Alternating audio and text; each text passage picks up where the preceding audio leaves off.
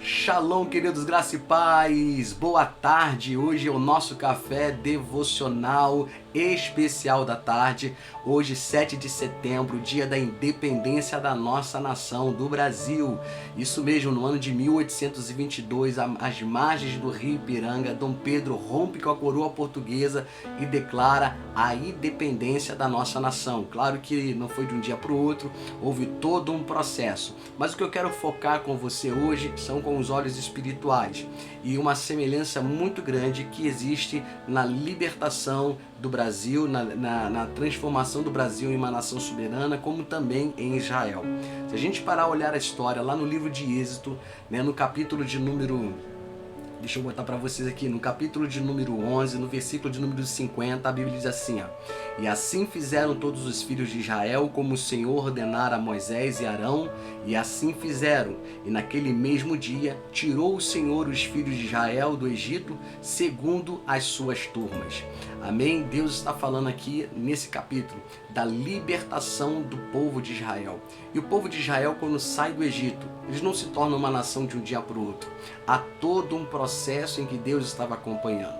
Se a gente olhar para a história do Brasil, de 1822 para cá, querido, tem pouquíssimos anos. Nós passamos por mais de 300 anos sendo subjugados por Portugal. Fomos uma colônia de exploração, ou seja, essa nação foi explorada pelos portugueses mais de 300 anos. Ou seja, nós temos hoje o Brasil tem 500 e poucos anos e passa mais da metade da sua vida, desde a sua descoberta, sendo explorado pela coroa portuguesa. E a gente é um produto, querido, é isso que eu quero que você entenda. Nós somos um produto do nosso passado. E quando a gente olha o Brasil passado, a gente consegue entender o presente para que nós possamos compreender o futuro e mudar a nossa vida agora. Porque quando a gente muda o presente, a gente consegue mudar o futuro. Então entenda bem uma coisa, o passado não tem como mudar. O passado já foi, ele já passou. Mas assim, quando nós colocamos nossos olhos para entender tudo o que aconteceu com o nosso Brasil, para tudo que o Brasil sofreu, para tudo que o Brasil, como ele foi explorado por mais de 300 anos, quando a gente para analisar tudo isso, a gente começa a entender porque o povo brasileiro é um povo tão sofrido e um povo também tão acostumado a ser subjugado. Apesar de hoje sermos declarado pelo mundo afora como uma nação independente, ainda permanecemos sendo subjugados. Você vê que nós pagamos impostos caríssimos, nós enfrentamos situações super adversas aqui no Brasil e muita coisa que outras nações não tolerariam, o brasileiro tolera. Repare que em Israel, apesar de Israel já ser hoje, graças a Deus, uma nação independente, a gente ainda consegue enxergar que as nações que estão em volta de Israel não toleram muito isso. E existe muito espaço que a Bíblia conta que pertence a Israel, mas que de fato hoje diplomaticamente não pertence a Israel. Israel não está dominando certos territórios, que inclusive aonde foi construído o Templo de Salomão. Querido, então entenda bem no teu espírito uma coisa. O nosso passado, ele conta a história de quem somos.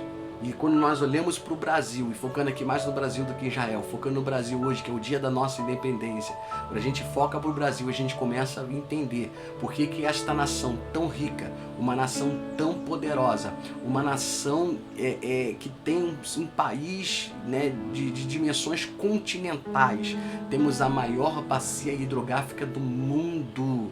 Nós produzimos tudo nessa nação, nós produzimos energia elétrica, nós temos petróleo, nós temos um solo riquíssimo, onde que tudo que a gente planta nesse Brasil a gente colhe. Gente, as outras nações, não deixe de ser enganado não, tem muita gente de olho no Brasil.